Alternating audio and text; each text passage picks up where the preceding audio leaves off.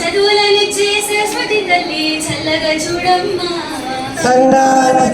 సిరులనిచ్చే శ్రీ మహాలక్ష్మి కరుణ చూపవమ్మా. శత్రు వినాశము చేసడి దుర్గా జయముని అవమ్మా.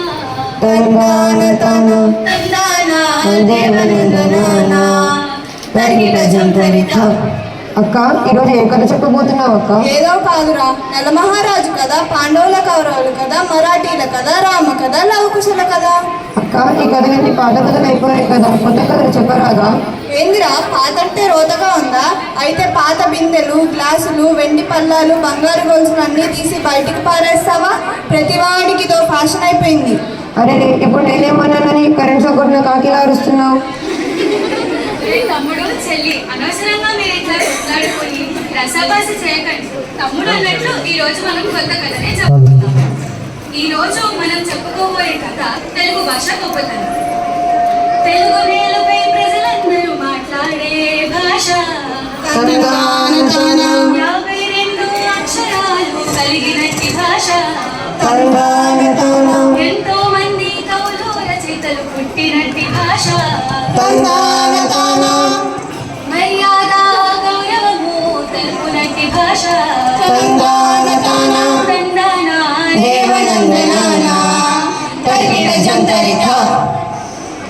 అవునా అక్క, ఇంతకు అది ఏ భాష అక్క? అయ్యలారా అమ్మలారా, శ్రీడు విలసిల్లిన భారత భూమిలో రాజనాలు పండే తెలుగు నేల. ఆ తెలుగు నేలపై ఎందరో మాట్లాడే భాష మన తెలుగు భాష. అక్క, మా బడిలో గురువులు కూడా తెలుగు భాష గొప్పదనం గురించి చెప్పారక్క. అక్క, మా గురువులు అచ్చులు హల్లులు అని చెప్పారక్క. అంటే ఏంటక్క? నాకు తెలుసు. ఏం తెలుసురా నీకు? అచ్చులు తెలుసు. అవునా, అయితే చెప్పు. జీడిపప్పు అచ్చు, పల్లి అచ్చు, బూందీ అచ్చు, బెల్లం అచ్చు. నీ మొహం, నీకెప్పుడు తిండిగోలే. అరే తమ్ముడు, అచ్చులు అంటే తినే అచ్చులు కాదురా. నువ్వు చెప్పక్క. ఆ నుండి ఆహా వరకు అచ్చులు అంటారు. ఆ నుండి బండిర వరకు హల్లులు అంటారు.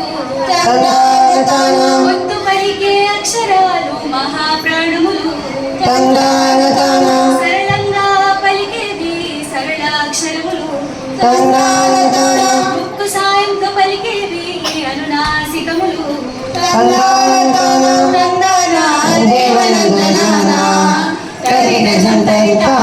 ముక్కు సహాయంతో పలికేవి అన్నావు కదక్క, అవి ఎలా పలుకుతారు? నేను పలుకుతా.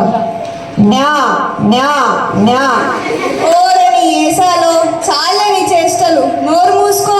నోరు మూసుకునే కాలం పోయింది అక్క. ప్రశ్నించేవాడు ఉత్తముడు, మాట్లాడేవాడే మంచివాడు. తరువాత కథ వినండి. తెలుగు భాష అంటే ఏంటక్క? తెలుగు వారు మాట్లాడేది మన తెలుగు భాష. నన్నయ దిక్కన ఎర్రననే కవిత్రయం కల భాష. పుట్టుకతోనే నేర్చే భాష మన మాతృభాష.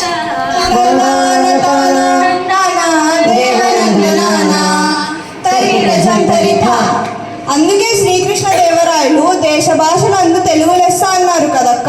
తెలుగు భాషను కాపాడుకోవాలంటే ఏం చేయాలి అక్క? తెలుగు భాషలు చిన్న చూపుతో చూడరాదు బాయి. అన్నిటిలోనూ తెలుగు భాషను ముందుంచాలోయి. చదువులనైనా పదవులనైనా తెలుగు చేర్చబోయి. తప్పక తెలుగు చేర్చబోయి. తెలుగు వారి ప్రతిభను నీవు గౌరవించబోయి. తప్పక గౌరవించబోయి. అక్క, ఈ కథ వింటే ఎవరైనా తెలుగు భాషను గౌరవిస్తారక్క. ప్రతి వారు తెలుగు భాషను గౌరవించి దేశ భాషలను తెలుగు లెస్స అని చాటి చెబుతూ కథను ముగిద్దాం. మంగళం మన భారత మాతకు. మంగళం జయ మంగళం. మంగళం మన తెలుగు తల్లికి. మంగళం జయ మంగళం. మంగళం మన విజ్ఞాన జ్యోతికి. మంగళం జయ మంగళం. మంగళం మన ఉపాధ్యాయులకు. మంగళం జయ మంగళం. మంగళం మన అతిథులకు. మంగళం జయ మంగళం. ధన్యవాదాలు.